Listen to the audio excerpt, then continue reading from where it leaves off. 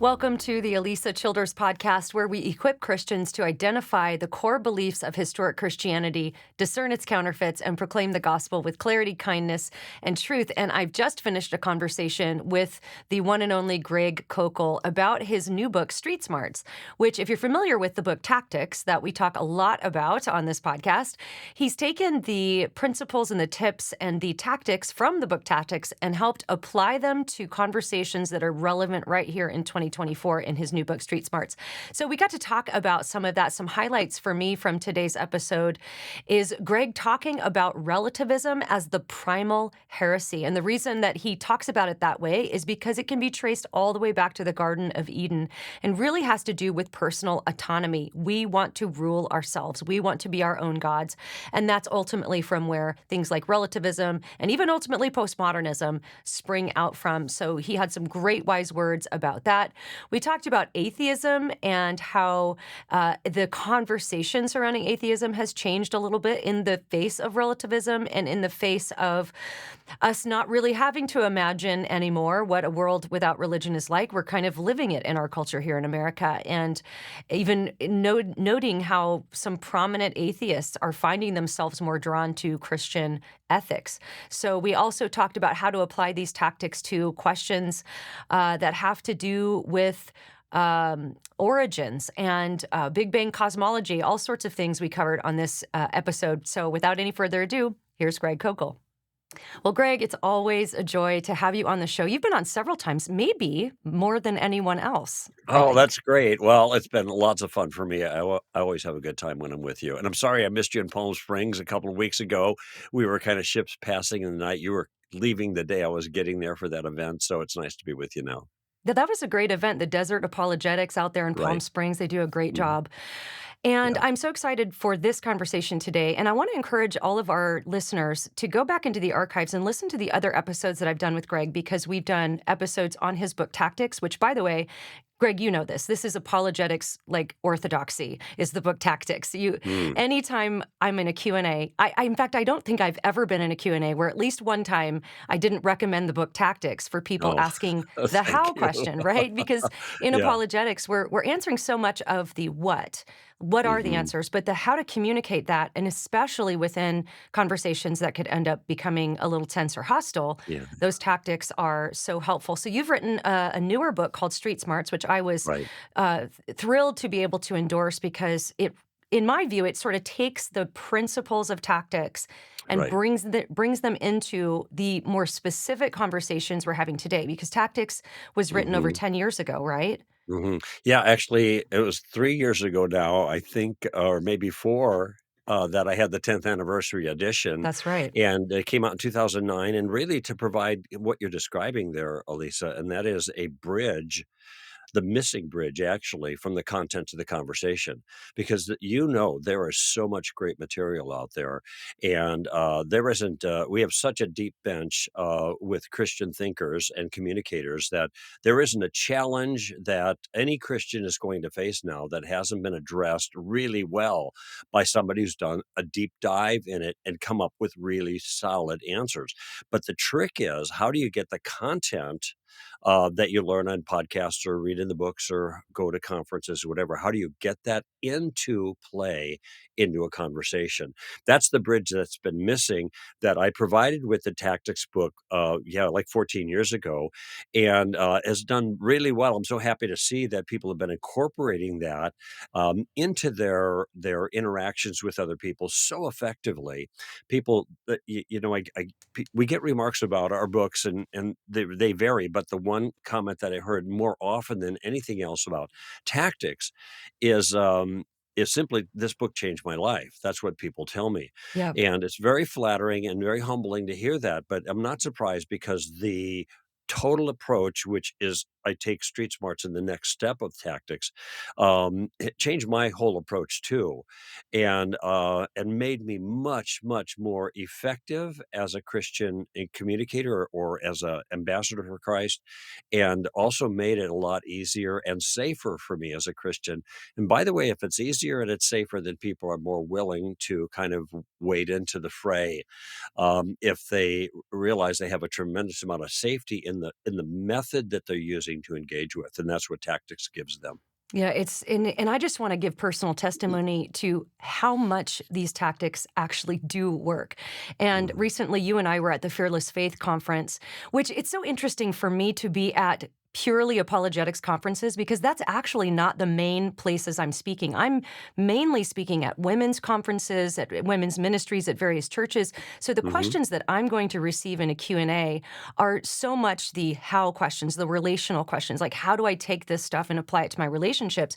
Right. Whereas at apologetics conferences, you get all the tough questions, the skeptical objections against Christianity. And we were Mhm. at Fearless Faith, and I watched you use some of your tactics with some of the questioners in really potentially hostile situations. We had one guy, you probably recall, ask a question about polygamy, which turned into Yeah. a Right. debate between he and Right. Frank. And then Yeah. you stepped in with, I think it was the steamroller tactic, if Yeah. I'm correct, and you No, that's right. He basically was steamrolling all right. he was, and you were very kind and polite, but you said, "Look, this is no longer a question, this is a debate, so we're gonna be done with the debate, you can go back to your seat." But as he's walking back to his seat, you got to kinda have the final word and bring the whole conversation into focus, and then there was Mhm. another Q&A in which a man got up and asked a question that I did not pick up that he was angry. Which Mhm. shocks me because I think I'm usually pretty able to pick that up in people, but Right. I just thought he was throwing us a softball, and he got really angry at my answer That's and right. started yelling at us. And On the again, abortion issue. it was the abortion issue and the Right. Christian, in his view, the Christian sort of laziness in taking care of single moms, and we just pro-birth, that kind of thing. Right. And you again took control of the situation in a very you were so calm, so Mm. reasoned, but you calmed the guy down, you brought some accurate information in, and it really settled the whole thing down. So I'm just Mhm. saying that to tell Yeah. everybody who's listening and watching, these aren't just principles that you're reading about in a book. These are principles and tactics that really do work in real life, and they work for people who don't necessarily have a knack for evangelism. And I love that Mhm. in your book, you even say that. I have a confession to make. Evangelism is hard for me. And That's right. Greg, It's I the feel the first same line of way. Street Smarts. That's right. Yes, that's Uh-huh. the first line. And I relate with that because it's not my natural gifting. Now, we're all called to do it, but it's harder, I think, for some people. I have friends who they go to an airport, they go to a coffee shop, and they're just witnessing to people all over the place. And Right. that's harder for me. But your book Mhm. Tactics really opened up that door for me. So I'd love for Mhm. us to start there with Sure. evangelism is every Christian is called to do it. Talk about how tactics and even the idea of the planting, watering, and harvesting has really set a lot of people free, including me. Well, that's a comment I hear frequently after I give a presentation. In fact, when you're talking to an audience, when you're kind of hitting a good nerve when you see the corporate response. And when I explain, and we'll get into this in a moment, the gardening concept as opposed to the harvesting concept, and how important gardening is, and that gardening requires tools, and then the tactical game plan, which is expressed more thoroughly in specific circumstances in the Street Smarts book. This gives you a tool to move forward. Now, what I've discovered is, first of all, by encouraging people to change their perspective about evangelism, and this is when we'll get into the gardening thing, it softens everything for them. They become more relaxed because they realize they don't have to swing for the fences in every conversation. All right, they don't have to get people to sign on the dotted line, kind of thing. They don't have to get to that last page of the little, four Yeah. step tract or whatever. But rather, they can, if they view themselves as gardeners and then use the tools that I described, then they can do a little here, a little there, a little here, a little there. And it turns out, as I look back over my life, 50 years now, I've been a Christian, 50 years since September, half a century, and involved in evangelism and Christian apologetics, which is a subset of evangelism, for almost the entire time. And then realizing that, first of all, evangelism is getting harder and harder and harder because the culture is getting much more hostile. And from your own specialty, Alisa, that it's not just hostile outside the church, it's hostile inside the church. And I'm just using the church in the broadest sense now, within what people rank and file perceive as Christianity. Because you have all these wolves that are inside. Mhm. You got the world on the outside, you got the wolves on the inside, and there are a lot of wolves now. And and so that is daunting. Christians get nervous about that, especially ones that are maybe a little bit more timid, or maybe don't have a lot of education, don't have a lot of background, or they just don't want to get into a fight. And I've done a lot of debates over the years, formal debates, and have doing interactive talk radio for 32 years or 33 years or whatever it is now, spoken on more than 90 college and university campuses. So I've faced a lot of conflict from people who disagree with me, but I don't want to get in fights. And one of the things that I learned in applying the tactical approach is that it is possible to engage without having a fight. And we can set the stage for that. And that's what the tactical game plan allows us to do, because there's a very particular way of approaching things that when you kind of have it in your mind, and it's not very complicated at all, once you have it in your mind, you think, oh, this is what I need to do right now. It has a way of relaxing you. And it's not an in your face approach, obviously, as we'll get into, because we're using questions in very particular ways. And what that does is sets up a much more genial environment that for the most part, can tame even the most belligerent individual. Now, there are also maneuvers like you talked about and the steamroller tactic, and that's in the tactics book, and how to deal with people who just get out of hand. There's the just the facts, ma'am tactic that I used with the other gentleman who had all his facts wrong. Hmm. And both of us knew that, but he had an attitude. And so we had to kind of deal with that as well. But those were maneuvers that will allow, and there's a lot of them in the tactics book, of course, that will allow you to have an appropriate advantage in conversation. Once you know how to handle those things, it's so much easier. It's like I ask people, how many people like to take tests? And nobody raises their hand. One person, Hmm. two people do, right? And I know why they're raising their hand is because they know the answers. And then I ask, when you know the answers, how do you feel about taking a test? And then everybody raises their hand. And so this is kind of the approach here. When you have a plan that works, that allows you to maneuver comfortably, and you don't have to be a PhD in anything, boy, does that help to relax you and relax the circumstance, and gives you the boldness to take a step into an otherwise hostile circumstance. And therefore, if you do more gardening, there's going to be a bigger harvest. Right. And I think I've told you this story, and I've probably said it on the podcast before, but I remember when I read Tactics for the second time. I was on a plane to CIA back probably in 2020 or 19, somewhere in there. I'd read it for the second time. And I had an Uber driver who I suspected was Muslim. And I just asked him Hmm. because I remember from Tactics, just ask them. Sometimes people are really wanting to talk about themselves. And, people say, don't talk Especially about. Muslims. Right, Especially exactly. Muslims, yeah, they Right, love to right. chat about religion, right, sorry. That's right. And so just kind of knowing, and I just asked him, "Are you Muslim?" And we had this great conversation about the differences of what Islam thinks about Jesus versus Christians. Found out he has a Christian wife who's probably, been praying for him. And so Oh, I've prayed for him many times since then. And we had a wonderful conversation. I was so thankful to just learn some of these questions. And for anybody who hasn't read Tactics, it's very simple. And we always, in apologetics, like I said, this is like apologetics orthodoxy, teach people, and this is based on Greg's work, to say things like, well, what do you mean by that? What do you mean by mhm, evolution? What do you mean by deconstruction? This is something that's actually very relevant in the deconstruction conversation right, because people are defining that word in so many different ways. If somebody's talking about deconstruction or even saying they are in deconstruction, a great beginning question is, what do you mm, mean by deconstruction? Because they right, might mean something completely different. Then, of course, if that question is answered, you can bring in the how did you come to that conclusion, or what was your thought process that led you to conclude that? And then if that's mhm, answered, you can move on to the have. I love the have you considered question because mhm, that's a way to bring in an opposing view in a way that's right, actually nice. Have you considered mhm, X, Y, or Z? And so those are just three questions anybody can use. And you've brought them really into the very, very practical realm for conversations that are happening right now in 2024 in the book Street Smarts. And I'd love to start with what you're calling the primal heresy, and that is relativism. oh, Now, yeah, yeah, Tim and I actually quote you on this in our Deconstruction of Christianity book, thank you, because you so brilliantly lay this out. And I want to read just a little clip from the book here. You said, history is testimony to a basic fact.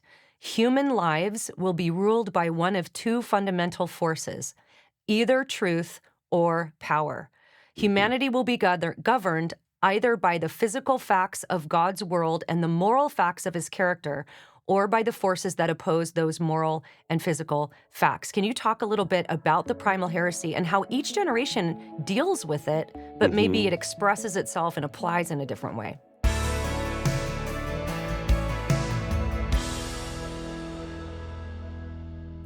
Taking a quick break from our conversation with Greg Koukl to tell you about our first sponsor today, which is 7 Weeks Coffee. Do you love coffee? Do you love the pro-life cause? Those are two things that are very true of me. I am a bit of a coffee snob. I love really good, high quality coffee, which is the number one reason I love 7 Weeks Coffee. It is shade grown, mold free, pesticide free, low acid.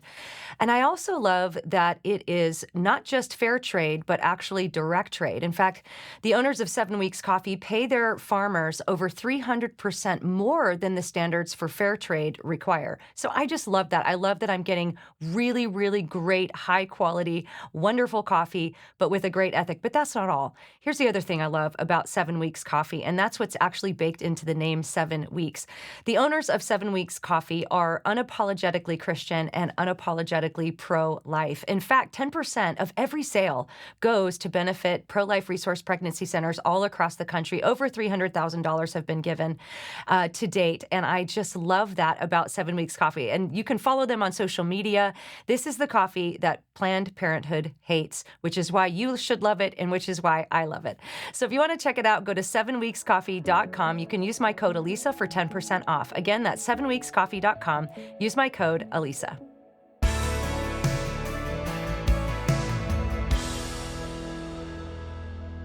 Right. Back in 1998, Frank Beckwith and I wrote a book called Relativism, subtitled Feet Firmly Planted in Midair. And of course, relativism, especially moral relativism, that there is no objective right or wrong. It's just a matter of personal opinion or a cultural construct in some sense. And we deal with that issue. But I actually thought that was kind of like an older issue and that would just fade away and new things would come. Well, new things have come, but they have actually been deeply grounded in a relativistic way of thinking about all of reality, and not just morality. And so the postmodern movement came into fore. It's been brewing for many, many decades, but it really became popular there in the 2000s, and now it's undergirding everything. If you think of the slogan that really governs this age, it's "You do you." Yeah. And you can see that expressed in so many ways. Every movie you watch, every advertisement, just about podcasts, all the social media stuff. And what has happened is this relativism about everything. Truth is whatever I want to make it to be. And you see this in the progressive movement and the deconstructive movement because what they are saying is, well, truth is not Christianity, but it's whatever else turns you on. You could go this way, you can go that way, you can go whatever way. You just can't go back to that because that's really stupid and bad. So there is an inconsistency there, of course, but there always is in these kinds of things. And the point I make, and the reason I call it the primal heresy, is because this goes all the way back to the garden. And the sin of the garden was the insistence on human autonomy. In Yeah. other words, we want to be in charge instead of God being in charge. Now, they were deluded, Adam and Eve were deluded into falling for that line, but nevertheless, that's what appealed to them.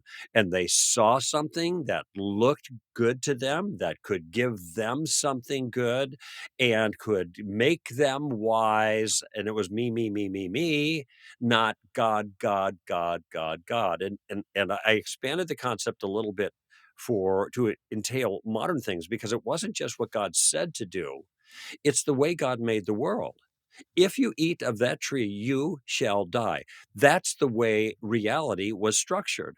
So it wasn't just a command that they were supposed to obey, but there was but the world was made in a certain way by God. And so what they were doing is denying both of those. Now, of course, you can see this nowadays, not just in I want to do my own thing, but I want to be whatever sex I want to be, for example. I it doesn't matter what my physical body dictates, I Mhm. can I can just deny that physical reality and pretend like things are different. And so that's the truth in either direction, whether the world that God made a certain way, and this has to do with all kinds of sexual behavior. God made sex for a reason, for a purpose, to function well in a particular way for the purpose of human flourishing. And that's all being taken exception with now, because now it's you do you. And by the way, everything in Genesis 1 and 2, which describes the world that God that made for the purpose of human flourishing, the world that he said was good. This is the way it's supposed to work. All right. Yeah. Be fruitful, multiply, male and female, subdue. So you've got cisgender or binary sexuality. You have husband and wife sexuality there in Genesis chapter 2, which Jesus cites in Matthew 19. All of those things God set up. The devil can't get at God. So what he's doing, he's getting at Mm. God's image bearers. That's Yeah. us. And he's destroying us. All of those things are being taken exception with. So now what you have is this primal heresy, which really is relativism. It's my truth, not the truth. That's being lived out. And of course, when your lives are not governed by truth, then who gets his way or her way? Yeah. The one who has the most power. That's right. And this is exactly what we see. And here's an irony. I don't know if you ever noticed this, Alisa, but the line from the left used to be, "We're going to speak truth to power." Because Right. there was a kind of a Christian hegemony for the last 200 years in our country, and so we had the power. That you Christians, you people, and so well, we're speaking truth. Of course, the irony is they don't really believe in truth, okay, Right. in any substantive sense, and they have the power now. And they are abusing the power in I think, even more grotesque ways than their predecessors, what we used to call in the '60s, the establishment abused power, because power was in check back then, at least by a prevalent Christian worldview. Now that's been abandoned, and there is no check to power. There Mm. is no truth that's checking power. And so this is why the primal heresy now is afoot everywhere in everything we do, and it's so corrosive. It's hard. I have teenagers. I'm trying to protect my daughters from that, but it's very, very difficult to do so. It is, and recent studies have borne this out. Of course, there was the Impact 360 in conjunction with Barna studies on Gen Z that came out a few years ago, which demonstrated that the dominant worldview among Gen Z is moral relativism. So, in other words, what we Hmm. should or shouldn't do morally is just a matter of opinion. But Hmm. as you pointed out, that will always boil down to power. And it's so interesting that you brought up how many people who are relativists, who are living out that postmodern type of worldview, will use the word truth, even sometimes with a capital T. They'll say, Right. I am pursuing truth. And that can be so confusing for a lot of Christians. For example, Michael Gungor, who has deconstructed and is now promoting the universal Christ, he was on Instagram maybe a month ago, and somebody asked him, "Where do I find absolute truth?" And he made a short little video that just said, the only place to find absolute truth is within yourself. Yeah. And so I'd Yeah. love to get your take on this, Greg, because people who are regular listeners to my podcast should just get used to me talking about this negative world metaphor a Hmm. lot from Aaron. This is from Aaron Wren's work. And I think there are really two things that are coming to a head that are making evangelism really, really difficult in 2024. And number one is that moral relativism, where Hmm. people in our culture don't really think that absolute truth exists or at least could be known when it comes Hmm. to things like religion and morality. So right off the bat, we have a difficulty because Christianity stands or falls on objective truth.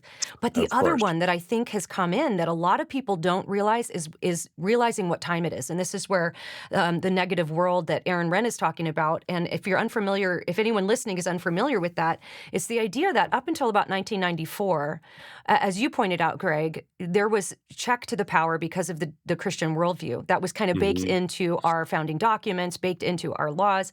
And Right. so there was a bit of a positive view of basic Christian morality. We expected our Right. presidents to be faithful to their wives. There was a general expectation of Christian morality. But after 1994, through about the mid 2000s, he talks about it being a neutral world, where it was sort of like this was Hmm. the era where you could pull out the Tim Keller approach and just be really kind and really Hmm. conversational, and it could work because people felt generally neutral about the Christian worldview.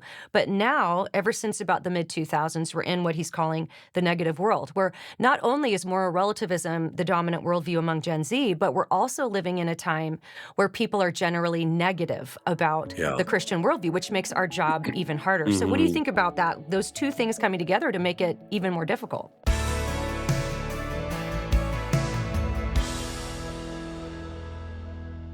All right, another quick break here to talk to you about Foundation Worldview.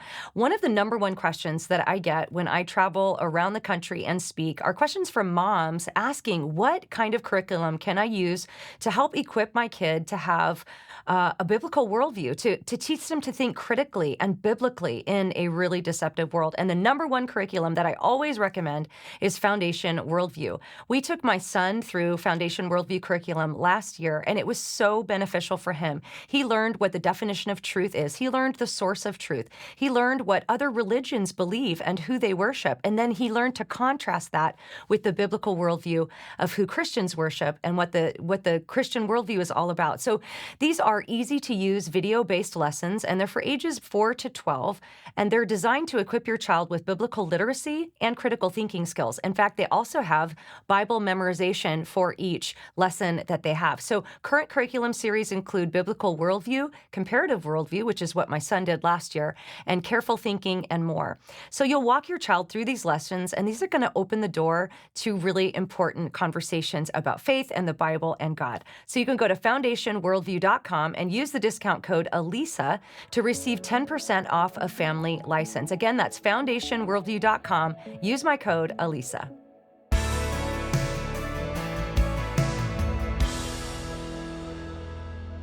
Well, um, I was a student of Francis Schaeffer, when I first became a Christian in the mid-70s, 1973, and 74 is when I started reading Schaeffer. He passed away in the '80s, but, it had a profound influence on me, and, some people, of course, know Nancy Pearcey. She was a Schaeffer disciple along with we. She actually went for a season there at Liberty, and, I just visited a few times. Os Guinness, another example, but there's so many people have been influenced by it. And so Schaefer has said something. This is what helps me in this circumstance, because when you look at what you just described, it kind of feels hopeless, right? Right. It's like, oh my OMG, right? What next? How can I break through this? In the tactics book, the 10th anniversary edition, I have a tactic I'd used for a long time, but I finally found a name for it, and I explained it. It's called Inside Out, and the concept I got from Schaefer, and it's very simple actually, and it's served me well in many circumstances, even the most difficult ones, like you're describing. And here's what he said. He said, "The fact is, human beings are made in the image of God, and they have to live in the world that God made." In other words, reality is on our side. All right. Yeah. This is the truth of the matter. And even when they disagree or they adopt a metaphysic or a point of view or a morality that is inconsistent with Christianity, somewhere deep inside of them, this contrasting truth about reality that is God's truth is going to come out when they're not even trying. They're not thinking about it. And so they speak out of both sides of their mouth. Simply put, just think of the statement a person says, there is no absolute morality. It's just a matter of personal opinion. Therefore, it's wrong for you to push your morality on me. Right.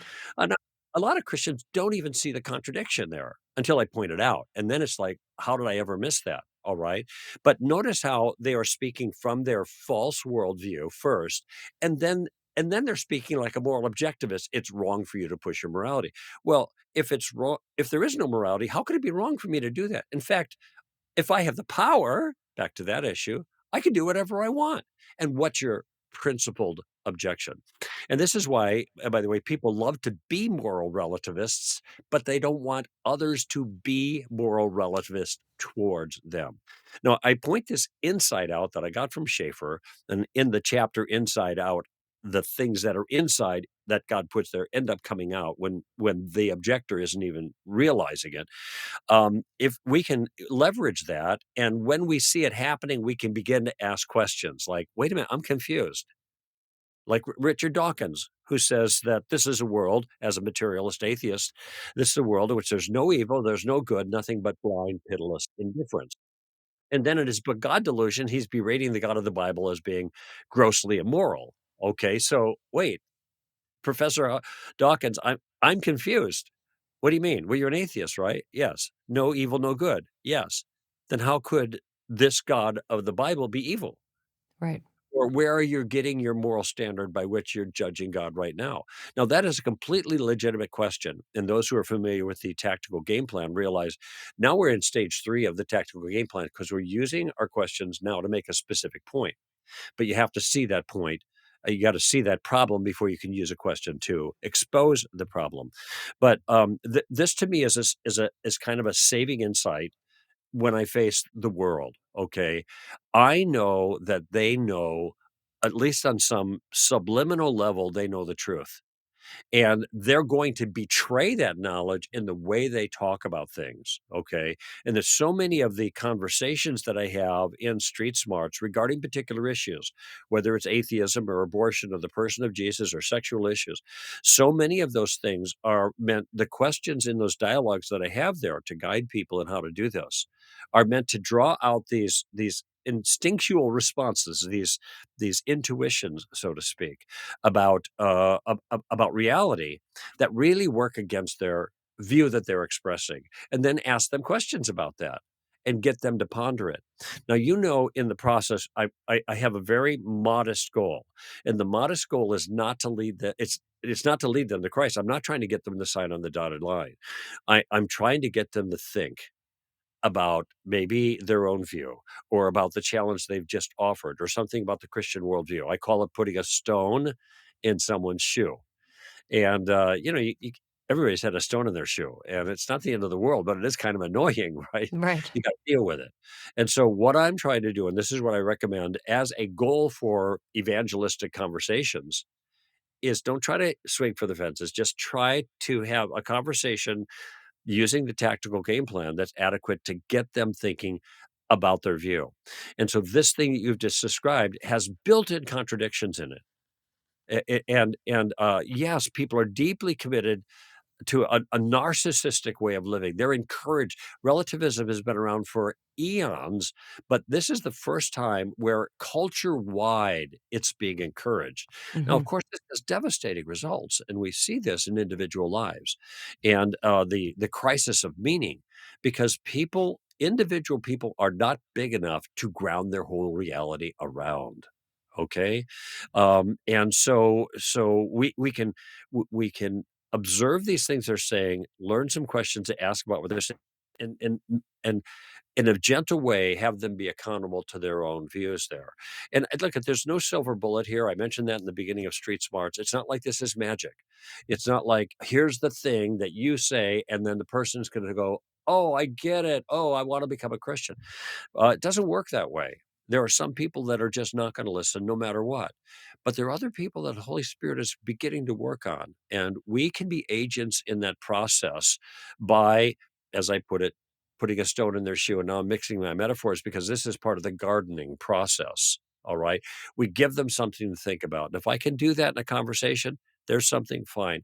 Then I'm a happy camper. Okay. And I don't mind. I don't feel like I got to push to get to the gospel or to get them to challenge them to receive Christ or something. This is all a process, and the process takes long. Francis Schaeffer called it pre-evangelism, but the process takes longer now for the reasons you just described than it ever did before. Hmm. We are not alone. The Holy Spirit is there to make a difference in Yeah. the life he's ready to move on in his timing. And so we're cooperating with God, trying to ask the questions in a gracious manner, being nice in the process. Let your speech always be with grace, Paul said in Colossians 4, seasoned as it were with salt. So he said, Yeah. hey, be nice. What a concept.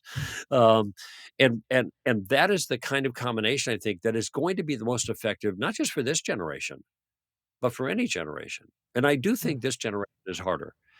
But, Yeah. he said, if you know the answers, that is, if you got a plan, you know how to maneuver in that, you got some basic things, you're gonna be much more willing to step into what otherwise would have seemed out to be an excessively dangerous circumstance.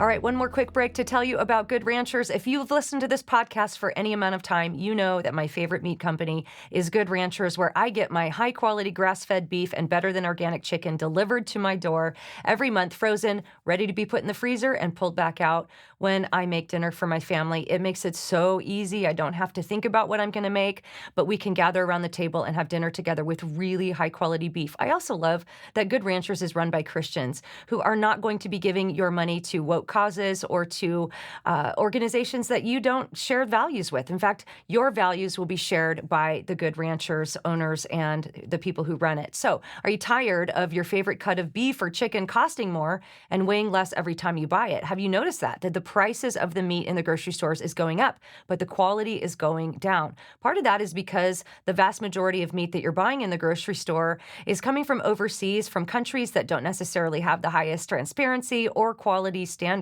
But here's what I love about Good Ranchers. They have that high quality American raised and harvested meat. You are supporting local American farmers when you buy from Good Ranchers. But this month, if you subscribe in the month of April, they're also going to offer you their price lock guarantee, where if you subscribe in the month of April, the price of your subscription will not go up until 2026. That's a guarantee that they're offering for you. And so this is what I love about Good Ranchers is they have a commitment to transparency. They believe that you have the right to know exactly what's in your food, and they are amazing supporters of this show. So go support them and take the mystery out of all the meat you buy.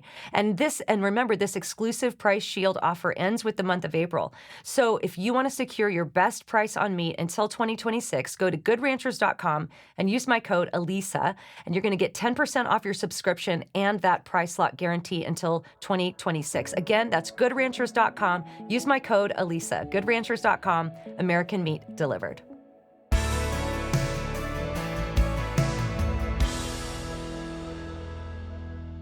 Yeah, and living in this negative world, I think we also need to develop a little bit of a backbone to expect that even if we say things in the nicest way possible, even if we ask all our questions and was truly seeking to understand, there's a really good chance that with some people it's not going to be received well. I always think That's about right. the Apostle Paul saying, we spread the fragrance of the knowledge of Christ, and to those who are Mhm. perishing, it smells like death, but to those who are being saved, it smells Mm. like life. And I think we need to think about our evangelism. We want to do it in the most beautiful, we want to have a good smell, right? But to some people who already hate God, they hate the way God works in the world, we're going to stink like a rotting corpse. And I think we just Yeah. need to kind of get comfy with that and be Yeah. okay with it. But I'd love to talk a little bit about atheism, because you brought in Richard Dawkins and how he'll Mm. use moral categories to accuse God of being evil while Mhm. disavowing the fact that there even is Mhm. such a thing as objective evil.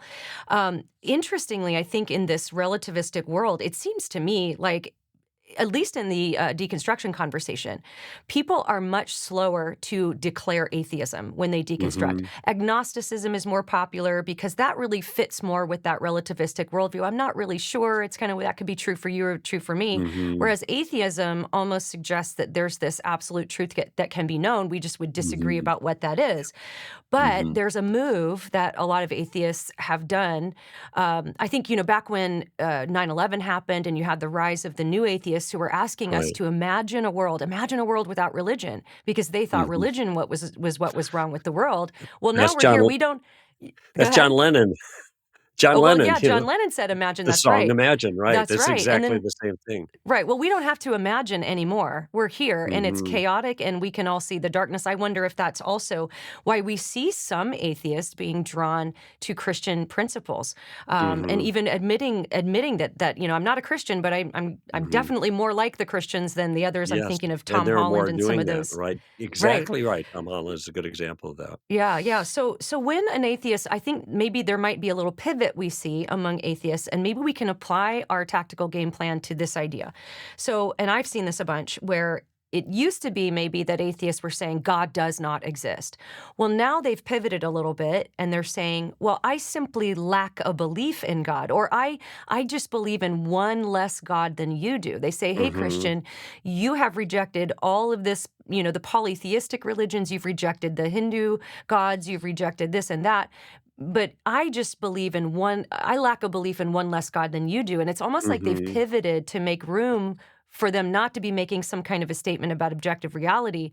But how can we Mhm. take our street smarts, our tactical game plan, and apply it to the atheist who would say, well, I just simply lack a belief in God. Well, you actually conflated 2 Oh, points okay. that I talked about, and let me just take the second one is, like, I believe in one, I disbelieve in one less no, I believe in one less Lack a God, belief. or however they, Or, put it. I believe in one I less God than you, something like that. Something like that, but the point is you reject all these other gods, you don't believe in them, and I don't believe in one more than you don't believe, and the implication is, and, Richard Dawkins has said this and others have used this, they think this is so profound, and so I my question at that point is, I affirm it. Yes, you're right. Why is that significant? They're trying to make a point here, and they think that, and basically some have said, "Well, you're basically an atheist too." All right. Right. But you just have one less God that you reject, and I reject them all. Okay. And it's almost like they're equating all of these other gods and deities to the God of the Bible. And so I said, well, yes, you're right. That's actually the difference between an atheist and a theist, that the atheist believes in one less God, or whatever, however you put it, rejects one, uh, all the gods, not just the so I wanna ask him, okay, so, would you say that I'm basically a bachelor? No, you're married.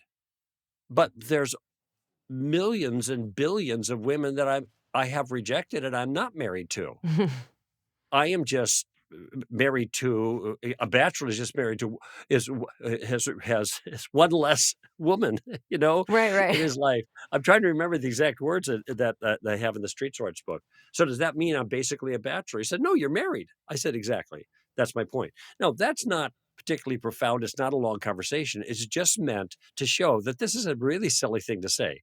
Yes, of course you believe in one less God than I do, or whatever, however you put it. But that doesn't mean that the God I believe in doesn't exist. And I think what they're trying to do is they're trying to equate all of these gods. You don't believe in Zeus, right? Because I have no reason to believe in Zeus. Mhm. Okay. Why do you think that I believe in the God I believe in and not in Zeus? See, there's a question. Oh, I don't know. There's no evidence or something to say. Well, oh, wait, let me ask you a few questions. And by the way, I'm just moving now into another part of the book, because a lot of atheists will say, well, there's no evidence for God. All right. Well, this is actually a very silly statement. And I'm not trying to be just, baldly condescending, but um, just because they're not convinced by the evidence doesn't mean there isn't evidence. For thousands of years, thoughtful people have been writing arguments regarding God. That's all evidence. It's not nothing, okay? But I actually had this question once during a Q&A, and the question was, give me proof for God. It was actually a request, not a question. Prove to me that God exists. Well, this is a hard way when people ask a question that way, because they're asking for proof and you don't know what amounts to proof in their Mm. mind, and you might ask for clarification. So, what do you mean by that question? So, when you say prove to me that God exists, what would count as proof to you? All right, that's a fair question, but I actually don't go there, because what they're going to do is give me some bizarre kind of evidence that they would never require for anything else. So Right. I just I told him, I said, this puts me at a liability, because I don't really know what would be evidence for you or proof for you. Can you rephrase the question? He said, okay. Yeah, I can. Can you give me any good reason why someone should believe in God? Okay, I can work with that. Do you mind if I ask you a few questions? Okay. And I had this conversation with a student at the University of Toronto after my presentation. They came to the microphone. I said, okay, these first questions are pretty simple, um, but just play along with me. Do you believe that things exist? Now, the guy didn't wanna bite, because he knew I was going somewhere with it. So finally he said, "Okay, this microphone exists." And I said, "Okay, I can work with that. All right. I agree with you. The microphone exists, and other things as well." All right, the things that exist, whatever they are, have those things always existed, or did they come into existence at some time in the past? Now, this is the origin of the universe kind of question, but I'm just putting it in a very simple way. And you look at, nobody believes the universe is eternal anymore. They used to 100 years ago. They don't anymore. The evidence is too strong for the origin of the universe. Christians believe In the beginning, God created the heavens and the earth, and non-Christians believe in Big Bang cosmology. Now, I Right. understand some Christians are not comfortable with that. Don't get hung up on the word. They are agreeing with us. Right. They believe the universe had a beginning. And so when I ask him about these things always existing, no, they came into existence, he said, like at the Big Bang. Good, I agree with you. They had a beginning. So notice 2 questions so far, we both agree with each other. There's no fight. Here's the 3rd question, and this is the one that really matters, okay? Um, what caused everything to come into existence? Now I said, I'll make it easy on you. There's only one of 2 answers, either something or no thing. That's right. That's it. Law of excluded middle, law of non-contradiction. You want to get all rational about it. That's it. So what do you say? Now, he doesn't want to say that something caused everything because that puts him in the theistic camp. It's going to have to be powerful. It's going to have to be personal. It's going to have to be, really smart to make the whole universe, whatever. So he doesn't want to go there. But what's his only other alternative?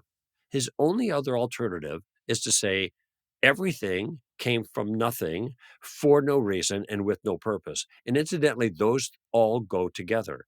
If everything came from nothing, then there is no reason because there's no reasoner, and there's no purpose because there's no purposer. And now you're stuck with a whole nother set of problems that could be explored if that's the direction they want to go. All right. But in any event, now he doesn't want this particular guy was stumped. He didn't know Mm. what to say because once you say everything comes from nothing, I mean, what that's worse than magic. You Right. know, in magic, you have a magician pulling a rabbit out of a hat. Here you got no magician and you got no hat. You just got the Yeah. rabbit, the universe. And so it's not the odds on favorite. And by the way, uh, this is what I'm trying to show. I am not trying to prove God's existence, though what I just offered some of your listeners will recognize as the Kalam cosmological argument. You don't need to know all that stuff. You just need to know, hey, a Big Bang needs a Big Banger, right? Yeah, That's yeah. common sense. It's very simple. And as it turned out, this particular atheist, he obviously didn't want to go there. All right. And he says, well, I'm going to stick with a scientific answer, is what he said to me as he's Mm. walking away from the microphone. He's dismissing my point. Mhm. And my point being the odds on favorite is someone, not something, a someone, not nothing. All right. Which is Yeah. true. It is the odds on favorite. The smart money is on that. But he said, I'm going to stick with a scientific answer. And I said, wait, you never gave a scientific Right. answer. Yeah. In fact, you can't give a scientific answer to that question because you have to have a universe already for anything like science to work. Okay, no, want you to notice a couple of things about that particular interaction there. And that was that, first of all, I wasn't having an argument with him. I was interacting with him in a conversation and I was using particular questions to lead to a point that was, yeah, I guess you might call it the mic drop moment, but that was the stone in the shoe. I didn't think I was going to persuade him, certainly not at the moment. It might be something he thinks about later, stone in the Right. shoe. But there were a lot of other people in the audience that were also listening to this engagement, seeing that he had no answer to the point I was Mhm. making, but I had an answer to it that made sense. And I was doing it nicely. But there's something else that's going on, and this is central to the street smarts approach. And that is because I could have prosecuted that point by just making statements. Well, things exist, and the things exist now. They haven't always existed. They came into being at some point, and there had to be a cause for that. And it couldn't be nothing. It had to be something, and the something had to be personal and powerful and intelligent, etc. So I could have done that, preached it. But notice that every single time I make a point, especially if the person is a hostile critic, they're going to try to take exception with me. Oh, no, well, maybe we're just all butterflies dreaming, who knows? Or who's to say whether the universe is eternal or it began? And so at every step, I'm fighting to kind of get my pieces on the table before I can get to my conclusion. But instead, what I did is I asked him the question. And when I asked the question pertaining to that particular piece, he put the piece on the table. He is not going to take the piece off the table if he put it there. And this is true of virtually every conversation that I have on all of these issues that I cover in the Street Smarts book. I've got 2 chapters on atheism, I got 2 chapters on Jesus, I got 2 chapters on Bible challenges, I got 2 chapters on abortion, I've got a chapter on sex and gender and marriage. Oh, it's understanding the challenge, the problems with the challenge, or the problems with the alternate view, and then being able to piece together a response using questions where you're actually enlisting the other person in a very friendly way as an ally in making the point against them. And to me, this is the most powerful thing about street smarts is to know those sequence of questions that get you there. Okay. Yeah. Now, uh, I didn't mean to, and I passed over the first issue on atheism, and I want to get back to that. When an atheist says, "Oh, I'm not really an atheist." Some will say, as you mentioned, "Oh, I'm an agnostic." That's actually a point of confusion because they say, "I'm an agnostic because I don't know that God exists." Well, agnosticism is not a knowledge category, it's a belief category. All right. Hmm. And that is the belief, that is the point of view that you aren't affirming or denying. Okay. You don't have a view either way, and this is what they're trying to do, the atheists, to escape any burden of proof for their view. So when Right. people say, "Well, I don't believe there is no God, I just have no belief in a God," if I were an atheist, I would never do this because I actually think this is intellectually dishonest, and you'll see in just a moment. And so here's what I say to them. I said, "Okay, I'm going to make a statement. I'd like you to respond to the statement, okay? And you have one of 3 responses.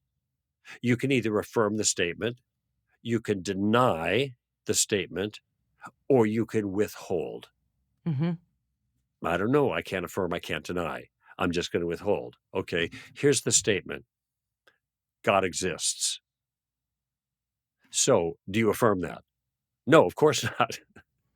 Mm. um, do you withhold? Because withholding is agnosticism. That means Yeah. you're not making a statement one way or another, all right? Well, no, they don't do that because if that were their view, they wouldn't be doing podcasts and writing books. Right. People who have no opinion about something don't write about their non-opinion. They do have an opinion. It turns out that they affirm the statement that I'm sorry, that they deny the statement God exists. They deny the statement God exists. Which is, by the way, they have no belief in God because they don't think he exists. So here's the key to keep in mind, and I go into more detail, of course, in the book here, is that they lack a belief in God, but they do not lack a belief about God. Hmm. They lack a belief in God, but they don't lack a belief about God. Their conviction about God is that there is no God, which is why they're called atheists. Hmm. Hmm. Atheist means no God.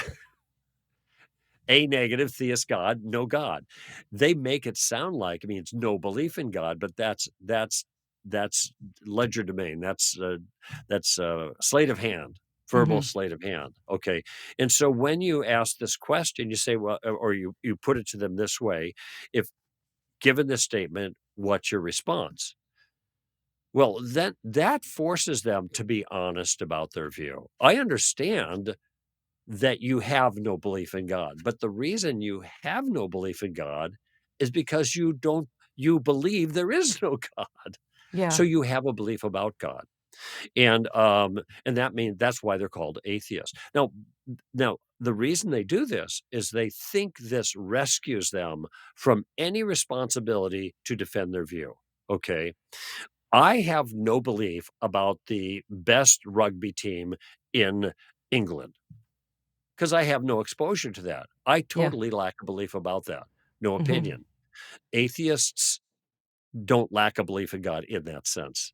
Yeah. They do not believe in God because they believe God does not exist. And that's what the questions there in Street Smart, how I just role played it for you, are meant to kind of unwrap a little bit to get the other person to be more honest. And I think the way I end that conversation is I say, look, okay, I accept your definition.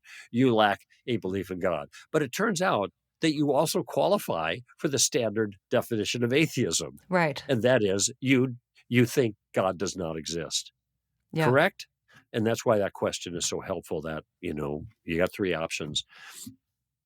Yeah. There is a God, God exists. What's your response to that statement? Just meant to keep them honest. Now, That's obviously, good. this doesn't adjudicate one way or another on the issue, but it's meant to parry a really kind of a weak response to Christians to avoid any um, burden of proof.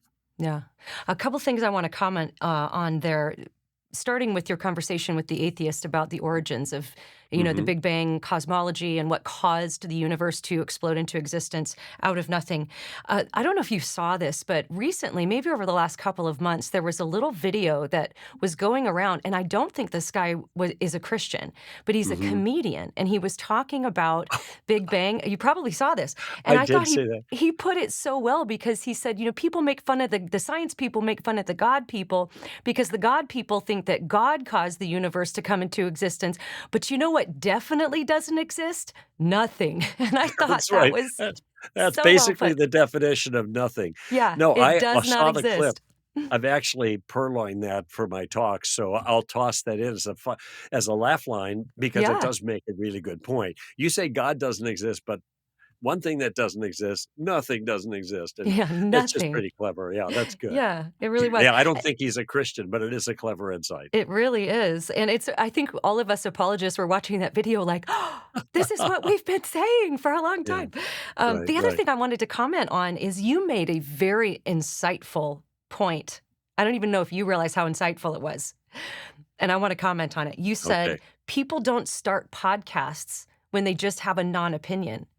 And Mhm, what I wanna point out for our listeners is that people do just that, what appears to be just that, right? So you mhm. have deconstructionist after deconstructionist, progressive Christian after I just was looking at one yesterday of a quote unquote Christian musician from the 90s, early 2000s who has started a podcast and virtually all of the content is about how he just doesn't know anymore. I don't know if the way, if believing in hell is necessary. I don't know. And it appears to be that he has started a podcast based on just having a non-opinion, but that there is so much more behind Yes, that because yeah, there actually is an opinion. And what the opinion is that the historic Christian gospel is wrong and yes, hurtful that's right. and oppressive. And so even though they haven't claimed positive beliefs on the other side, make no mistake, Greg, you're not going to start a podcast on the best rugby team in England, just like I'm not going to start a podcast on, how to weave carpets because I know nothing about that. I Right. know Mm, nothing about what the best. I would literally start a podcast and say I have no clue. I don't know what this mhm, is, so I don't mhm. know, and This that is would be the a end of it. Yes, this is a passive aggressive approach when they do this because Yes, they're going, "Oh, little old me, what do I know? I'm not saying anything bad." But the whole purpose of the enterprise is to move people that's in right. a particular direction. And yeah, so or they don't start podcasts, they don't write books, and all these atheists, especially that are making this claim, "Oh, I just lack a belief." Really? Then why are you writing a book about your Yeah, lack of beliefs? right. It's that's why I say it's intellectually dishonest, and if I were an atheist, I wouldn't do that. It's Yeah. embarrassing. Right, just be intellectually honest about what Yes, you're of actually course. saying about reality, and Yeah. some are indeed. Oh, well, Greg, we are about out of time here. I wanna give you the last word here. If there's anything you wanna leave our audience with, any words of wisdom? Yeah, I wanna say something very quickly about gardening, and, we've mentioned this, in and out of the conversation. I hint at it a little bit in the tactics book. The 10th anniversary, I included in the introduction because it's a concept I've developed over the last since I first wrote the first edition of Tactics. I realized what I'm doing, but I was being more intentional about clarifying it. But in Street Smarts, I have a whole chapter on it because, the point there is, and this is controversial among some Christians, especially kind of the Jesus movement crowd that you and I are familiar with. I mean, I was listening to your dad, when I was Yeah, a long-haired Jesus freak, kind of thing. And evangelism was such a big part of that movement, but evangelism was of a certain type: harvest, harvest, harvest, harvest, harvest. Okay, and that was the emphasis, and that's what the tools that were given. And I have a simple statement I offer in the book and when I speak that is meant to challenge people to think differently about it. And that is, you're not going to get a harvest unless there's been a season of gardening. All right? There won't be a harvest unless Yeah. there's gardening. Well, no duh. That's so obvious in agriculture, but it also ought to be obvious in in evangelism. And it turns out when I take polls of audiences, and I just did it on Sunday in Anchorage, Alaska, and I asked how many people here became a Christian because somebody prayed with them to receive Christ as Lord and Savior, or they came forward at an altar call, which is kind of like the standard motif Jesus movement, etc. And from that, we've inherited that. Actually, I said, how many who are Christian have not become a Christian that way? My average is 70% of the people raise their hands. 70% of the Christians did not become Christian that way. Okay. In many cases, even with me, they harvested themselves. Now we know the Holy Spirit did that job, but it wasn't like somebody leading them to Christ. There was a gardening process of people in their lives, and there came a moment when God just resolved that, and they became Christians. And so there's in the Gospels there are no altar calls, no altar calls in the Book of Acts. Nobody's encouraged to receive Christ as Lord and Savior. I'm not against that. I'm just saying if that's the mold you think you have to follow, that is not a biblical mold. All right. There's an alternative, and that's the gardening approach. A little here, a little there. And we are all gardeners. We can all be gardeners. And Jesus talks about this in John chapter 4. After the woman at the well conversation, he tells the disciples, you are about to reap where you did not sow. Somebody else did the sowing. They did the gardening. And the disciples are going to get the low-hanging fruit, the easy pickings. That's because the gardening has been done beforehand. I realized a number of years ago that as I look at my life, and my contribution as an ambassador for Christ, public speaking, radio, write books, whatever it happens to be, I'm gardening. That's what I'm doing. And just FYI, and I'm not sure if you know this, but Jay Warner Wallace is a close friend of both of ours, and it turns out Jim was in my garden when he was an atheist. Yeah. And I didn't lead him to the Lord. I don't know who harvested my crop. Somebody went into my garden, you know, but it doesn't matter because Jesus says, the one who sows and the one who reaps can rejoice together. So my encouragement in all of these, in both of these books, Tactics and Street Smarts, is to just focus in on the gardening. I'm freeing people up Yep. from worrying about trying to get people to pray to receive Christ.